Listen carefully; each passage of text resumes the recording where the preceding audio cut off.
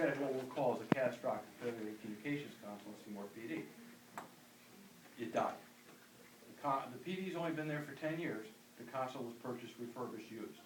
So it's a 15-year-old console. The parts are no longer manufacturer supported.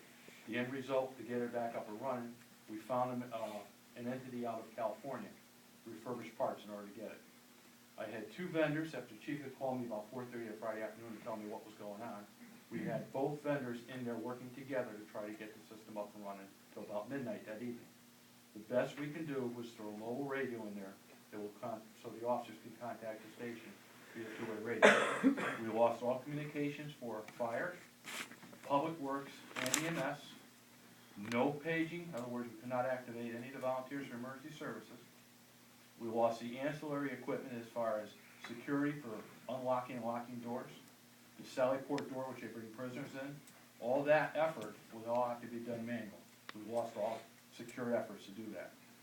Coming into the station, as far as people coming in and talking to the desk officer for help or direction, the intercom system, because again it's a secure area, we lost that capability, so all the ancillary stuff was gone. On the fire EMS side of it, as a town, we contracted Northwest Public Safety. They handle emergency dispatching.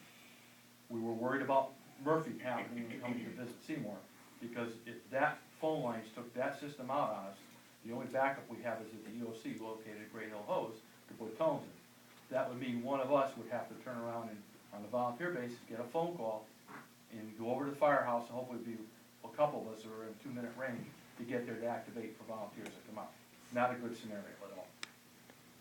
On Saturday, two of my members with myself and the board, we went in and spent some time in the station and started doing our own homework and backtracking to see what we had, with the list that both vendors had given us what they found out the night before. We were then able to work with the vendor on Sunday and brought him back in.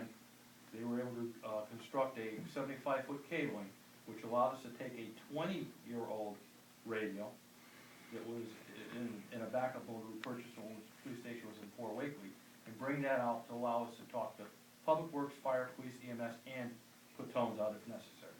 So we still didn't have the other ancillary stuff, but we had main communications. It came back about that Wednesday, so 4.5 days, about 2 to 2:30 in the afternoon, it was back up and running again. But again, big warning sign. We know that the equipment is old. Big warning sign, big scare to all of us. So again, so you know what was going on. And in the package we presented for capital was replace and update. And when we talk about replace and update, this is the Board of Ed talks about technology upgrades. They have plug and play now. Everything's computer based, that you can pick the unit up and plug it into any area that you can route Cat5 cable to, plug it in, and you have control. So again, a couple consoles in there in the main dispatch area.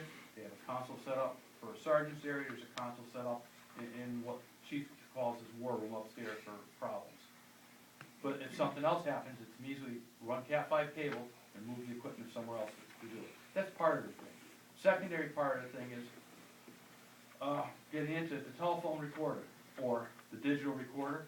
Well, that was digital recorder replaced the analog reel-to-reel recorder they had for many, many moons when a few of us were there.